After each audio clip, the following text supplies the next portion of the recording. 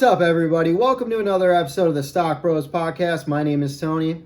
Today, we're going to talk about an investment strategy called averaging down, not to be confused with dollar cost averaging. And we'll talk about the pros and the cons of averaging down. And I have to say, there's a massive thunderstorm, and there it is right there. Thunder, lightning, wind, trees down everywhere. It's crazy. It's really loud, so I apologize. There's not much I can do about that. It might be a little bit of background noise. So before we get started, please remember to subscribe, leave a like, leave a comment. If you have any questions, feel free to ask in the comment section below. And as always, you can check out my links in the description. I have a link for Acorns to help you get started with investing. It's an app that will do all the investing for you. You don't need to know anything about investing. I have my link for Public for fractional share investing. And also, I have my course on Udemy to help you understand the finances or financial literacy and investing 101. Teach you all about stock market terminology and everything you need to know before you start investing. It's a very affordable course. Check it out. And let's get started. So, man, that thunder is loud today. So today, we're going to talk about averaging down. So averaging down is when you buy a stock and the price falls. So you decide that you want to buy more. And what you're doing is you're buying it at a lower price than what your cost basis or what your cost average is. So for example, if you buy one share of a stock at $100, let's say that it falls to $80 after you buy it. So you buy one more share, and now you just average down and you own two shares at an average price of $90 per share instead of one share of $100. When you're averaging down, you're only buying a stock that has fallen to a lower price than what it was, than what you paid for it. So this is different than dollar cost averaging. So averaging down and dollar cost averaging are two separate things.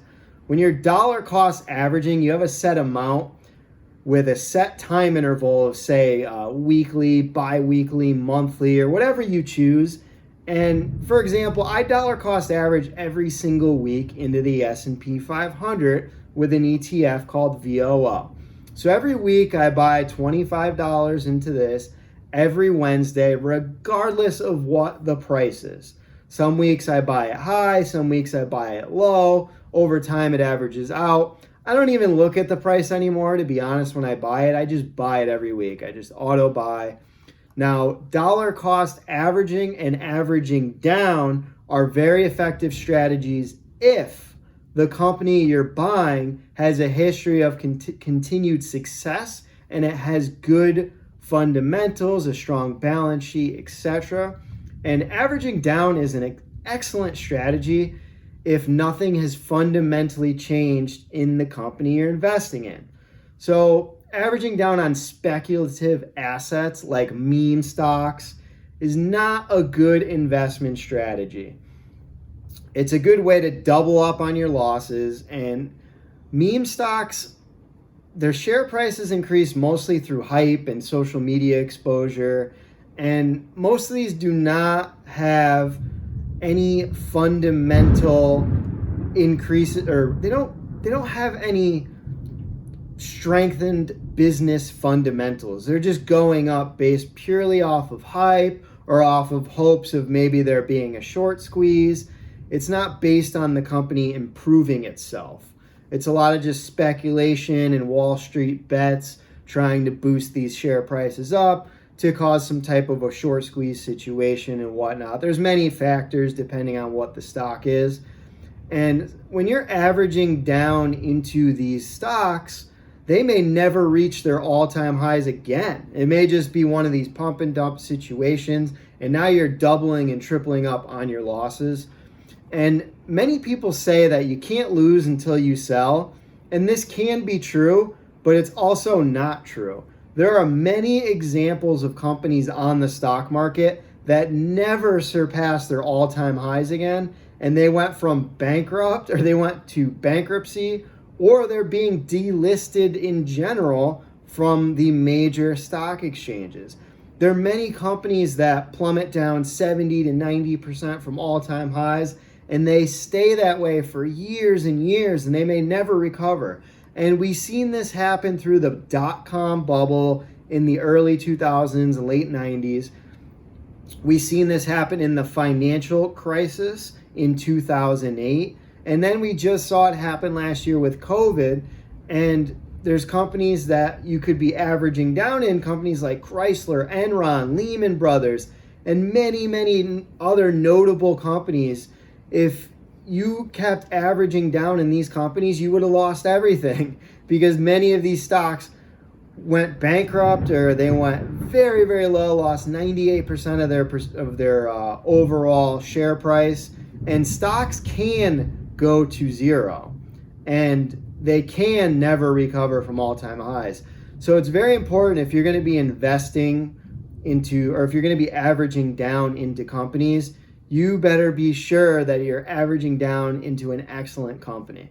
Now, other disadvantages to averaging down is that you're actually acquiring a bigger position in that said company. So your portfolio balance may get out of whack.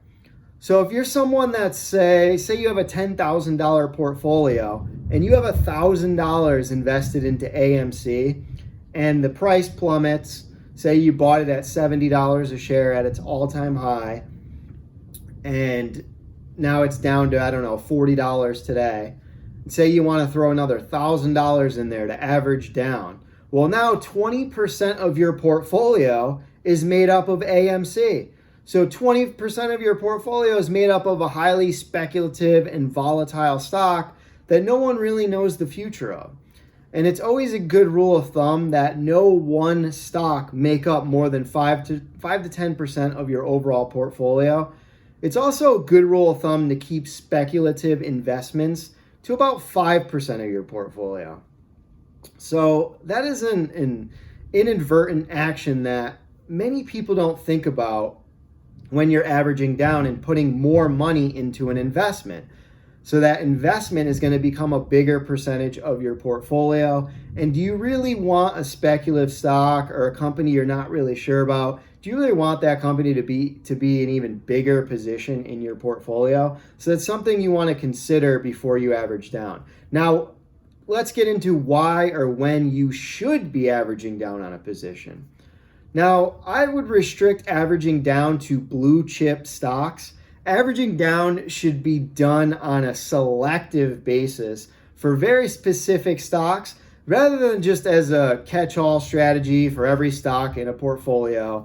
And averaging down is best restricted to high-quality blue chip stocks where the risk of corporate bankruptcy is low, and blue chips have a long-term track record, strong competitive position in their market, very low or no debt, they're stable businesses, they have solid, cash flow, good management, and these are just good companies that you want to average down in. Companies that provide solid dividends, a long track record and history in dividends.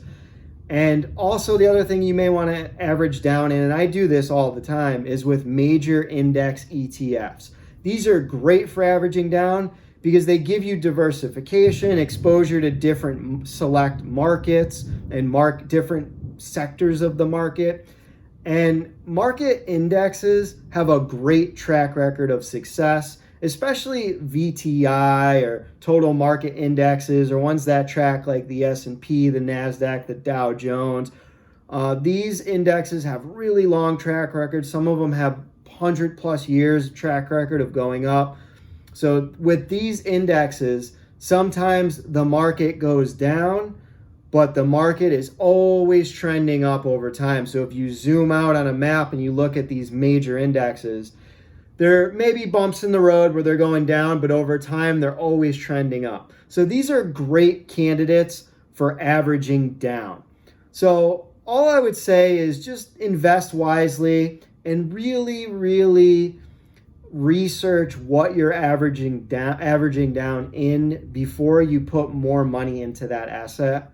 And it really drives me crazy when I see people online saying like, just hold average down, lower your cost position. You can't lose until you sell, and that's just not true. You can definitely lose, and you can double up on your losses if you're averaging down. So just be careful what you're averaging down in.